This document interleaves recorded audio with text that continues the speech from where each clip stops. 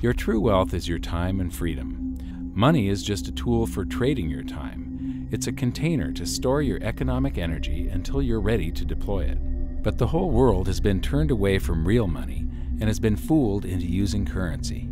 A deceitful impostor that is silently stealing your two most valuable assets, your time and your freedom. Welcome to the rabbit hole.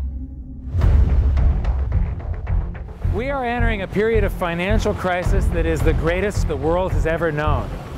The wealth transfer that will take place during this decade is the greatest wealth transfer in history. Wealth is never destroyed, it is merely transferred, and that means that on the opposite side of every crisis there is an opportunity. The great news is that all you have to do to turn this crisis into your great opportunity is to educate yourself. I believe that the best investment that you can make in your lifetime is your own education. Education on the history of money, education on finance, education on how the global economy works, education on how all of these guys, the central bankers, the stock market, how they can cheat you, how they can scam you. If you learn what is going on and how the financial world works, you can put yourself on the correct side of this wealth transfer. Winston Churchill once said that the further you look into the past, the further that you can see into the future. This program is all about creating your own crystal ball, being able to gaze into the future, being able to change this crisis, the greatest crisis in the history of mankind, into your great opportunity.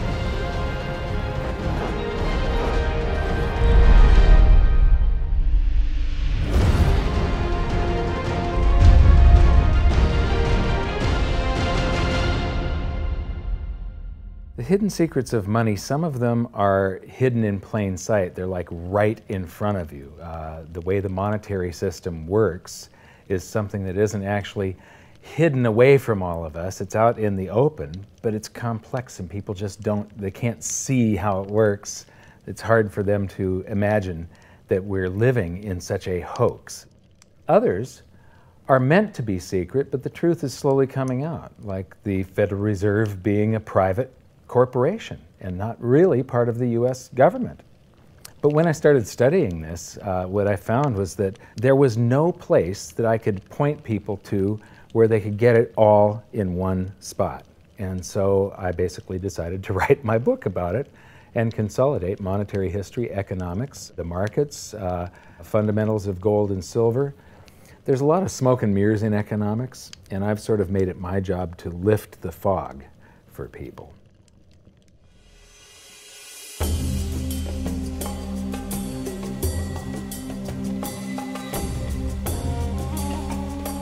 Welcome to Egypt.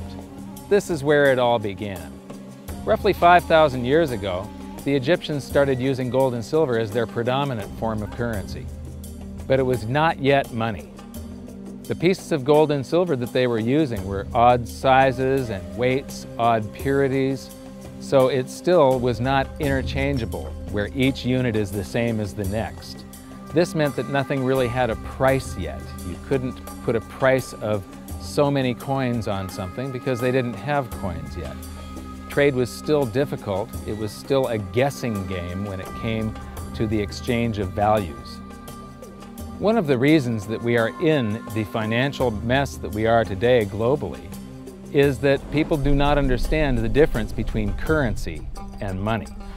Currency is a medium of exchange, a unit of account. It is portable, durable, divisible, and something called fungible. Fungible means that each unit is the same as the next unit. A dollar in my pocket buys the same amount as a dollar in your pocket.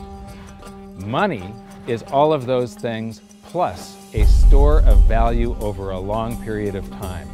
Even financial planners, bankers, your accountant, they don't understand the difference between currency and money. The currency in your pocket is a medium of exchange. It's a unit of account because it's got numbers on it. It's somewhat durable, it's portable, it's divisible in that you can make change, and it's fungible. A dollar in my pocket buys the same amount as a dollar in your pocket. But because governments can print more and more and more of it, and dilute the currency supply, it's continually transferring wealth out of your pocket, out of your bank account, to the government and to the banking system. The reason that gold and silver are the optimum form of money is because of their properties. It's an easy medium of exchange because gold and silver store a large amount of value in a very small area. It's a unit of account. Pure gold has the same value all over the planet. So an ounce of gold buys the same amount here in Egypt as it would in China or in the United States. It's durable. The same gold that Egyptians were using in trade 5,000 years ago is still here with us today. It does not corrode. It's divisible. You can make change with it. It's very portable. You could use something like oil as money. It's just that you can't carry around a barrel of oil on your back. It's fungible. Pure gold is the same wherever it is on Earth. Pure silver is the same wherever it is on Earth. It's limited in quantity. That's the reason that it maintains its purchasing power. Governments cannot print it. Over the last 5,000 years, only gold and silver have maintained their purchasing power. There have been thousands upon thousands of fiat currencies, currencies that are unbacked by gold or silver, and they have all gone to zero. It's a 100% failure rate. Well, fiat currency, of course, is a currency that exists at the dictate or by fiat from a government. You say they have their printing presses, and the paper money rolls off the printing presses.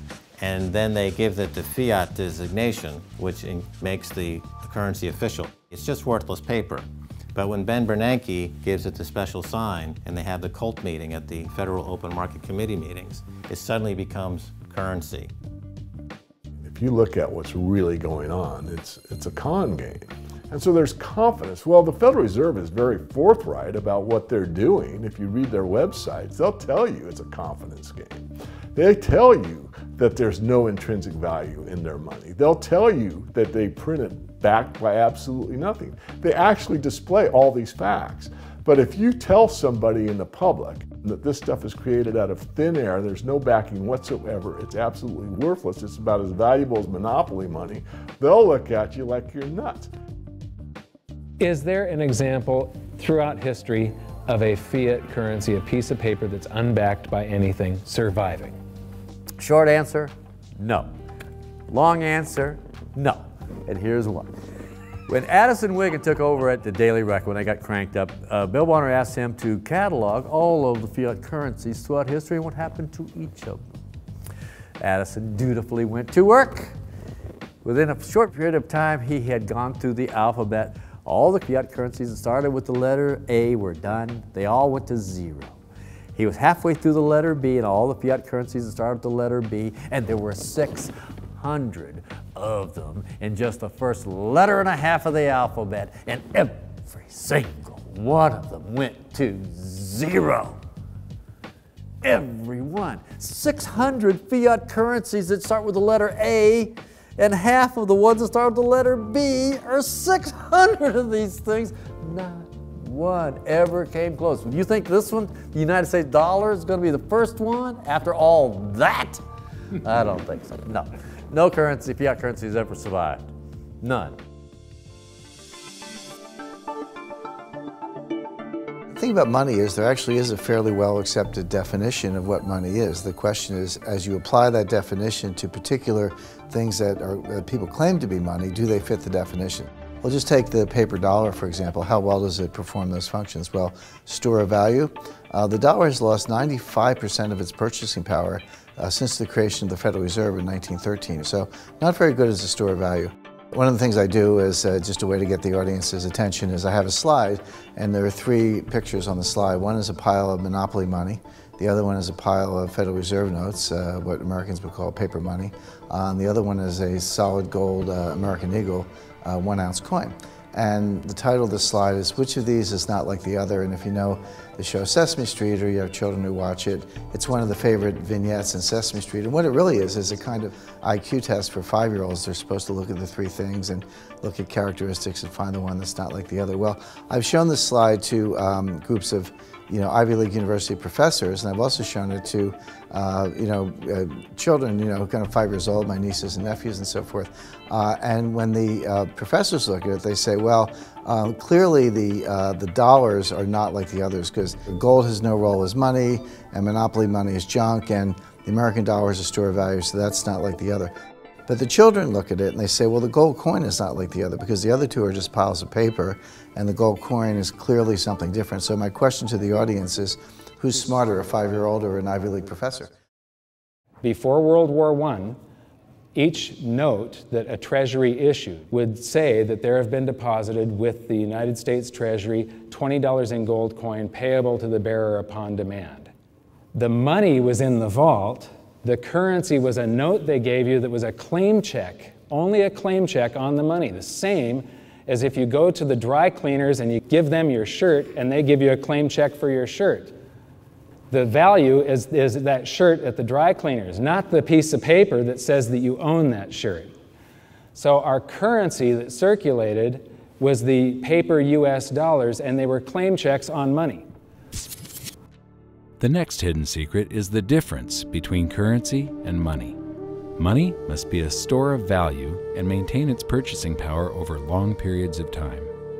As we progress through this series, you'll learn that national currencies are really a tool used by the government and the financial sector to leech away your time and your freedom by stealing your purchasing power. So rather than storing your economic energy, currencies leak. Now compare that to the gold and silver the Egyptians were using. Like I started with, it still wasn't money because it wasn't interchangeable yet. But they were on the right track, as gold and silver have proven over thousands of years to be the ultimate store of value. Gold is only formed when a star explodes, a supernova, and it stays around forever. This is one of the properties that make it the ultimate money.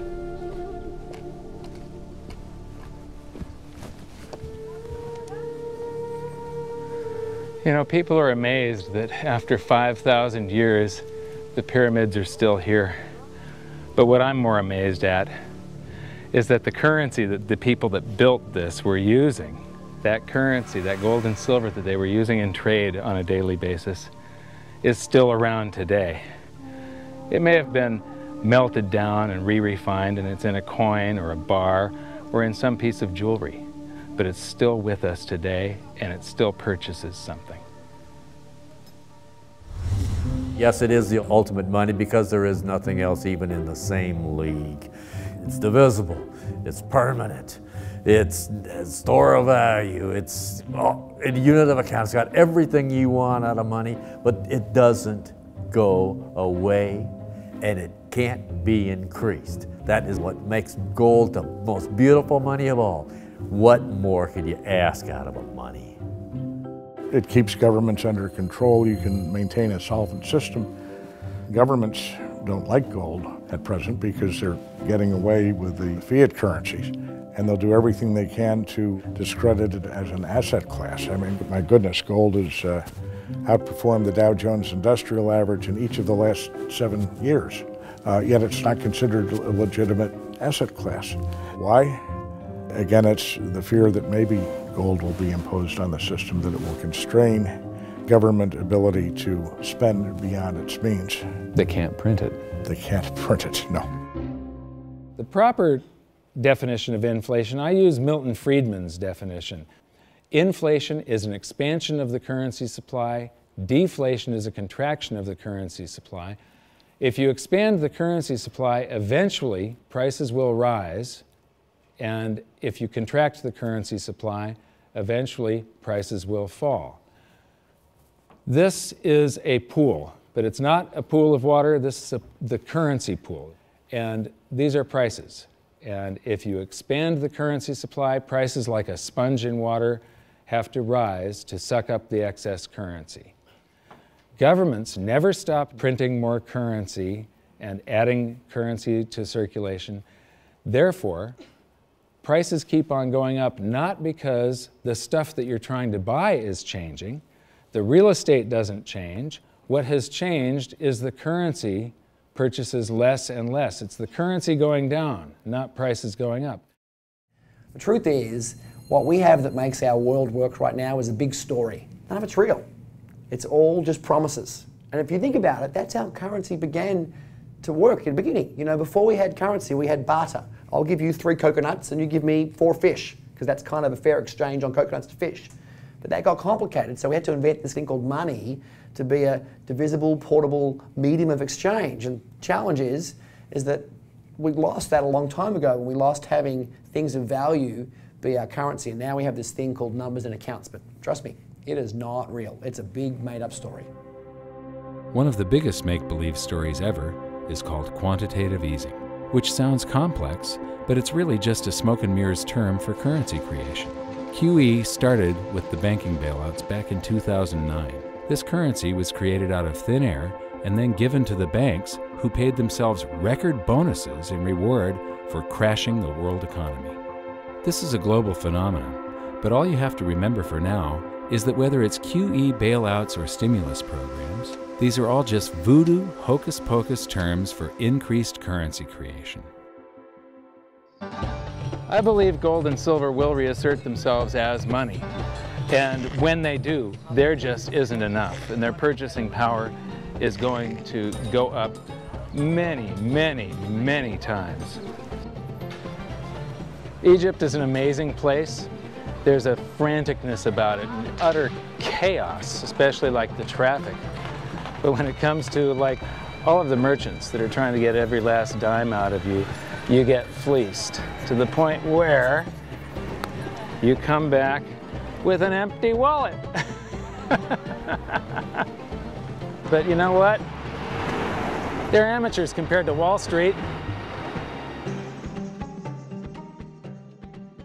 In the past several years, I've spoken in many countries about the crisis that's coming, and a lot of people think that they're going to be okay in their country, that it's only going to happen to the United States or maybe the United States in Europe. But what they don't realize is that this is a global phenomenon. I got to show you something here. This is base currency in the United States. This is the number of paper dollars that exist, basically. It took 200 years to go from no dollars in existence to 825 billion. And then we had the bailouts, and then we had QE1, quantitative easing 1, then QE2, and then we had QE3, and then QE4, and then soon we're going to have QE57 and QE382. And it isn't just here. This is what the Canadian currency supply looks like. This is Australia, South Africa, Russia. Now, this starts out in just the year 2001, and this is like 18 times more currency in existence in a little over a decade. Here's Singapore, same story. Look at that, since the crisis, just bam. India, China, every government on the planet is doing this insane deficit spending and expanding their currency supplies, doing bailouts, and history shows that there is no example of this turning out well. It is sometimes amazing that we haven't experienced more inflation than we have.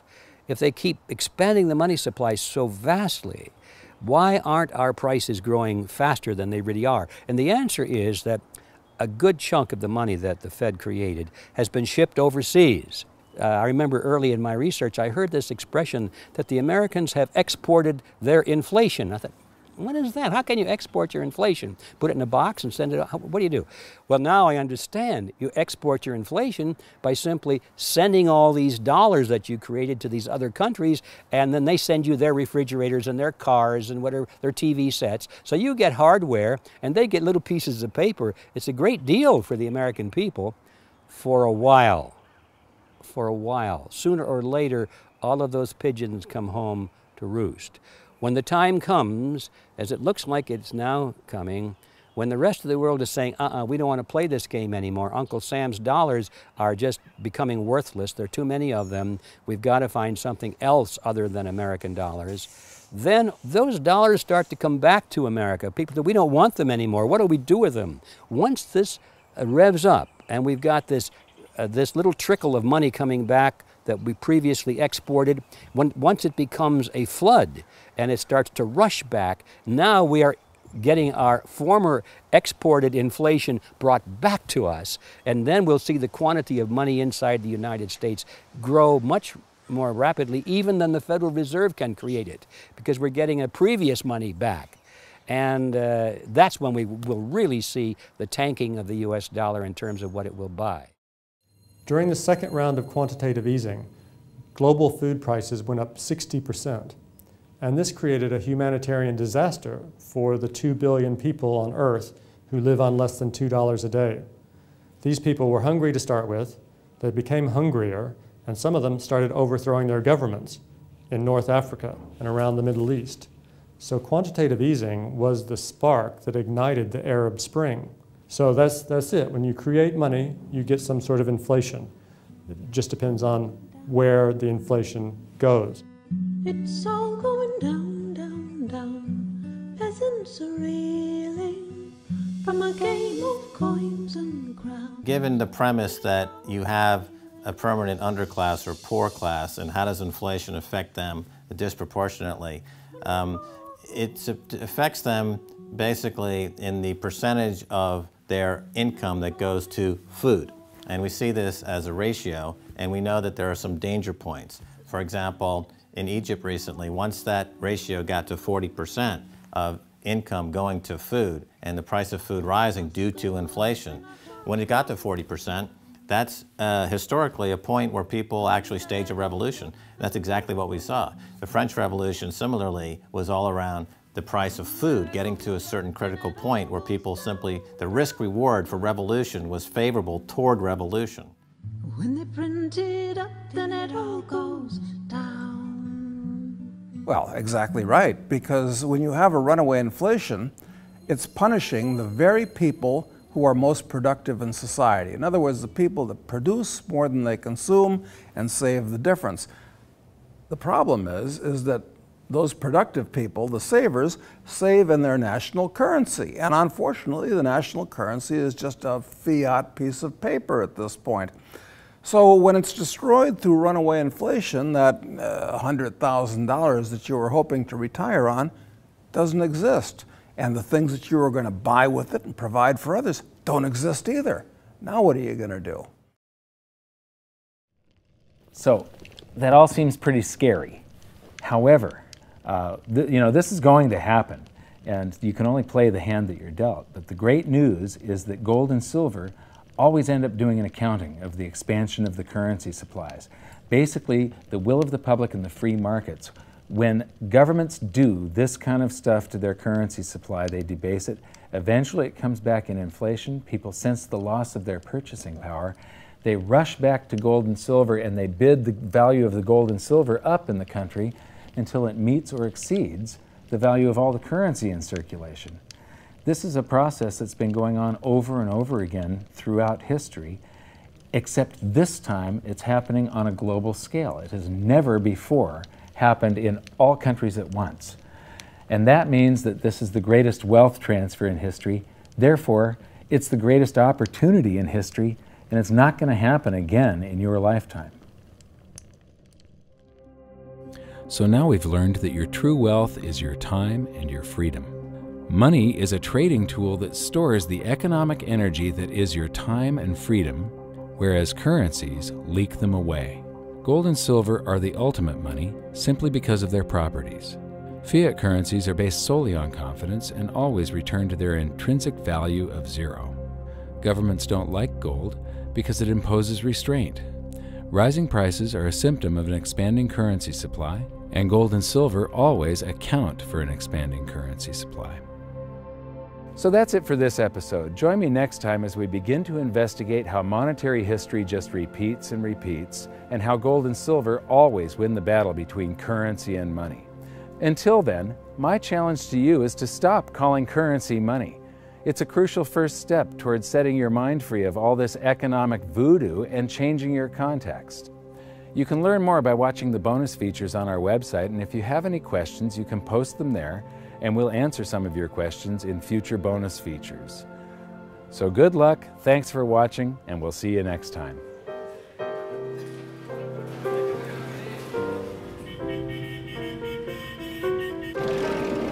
Good morning. Wow. What does fiat mean? It comes from the Latin for crappy car.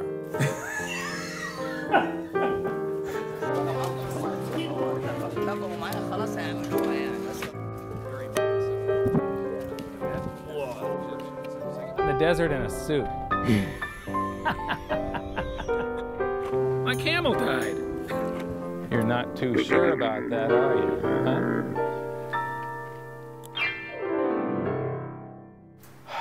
I am ready for a good long nap. Hi, welcome to this bonus feature for the very first episode of Hidden Secrets of Money. And this is currency versus money. So that's the major topic that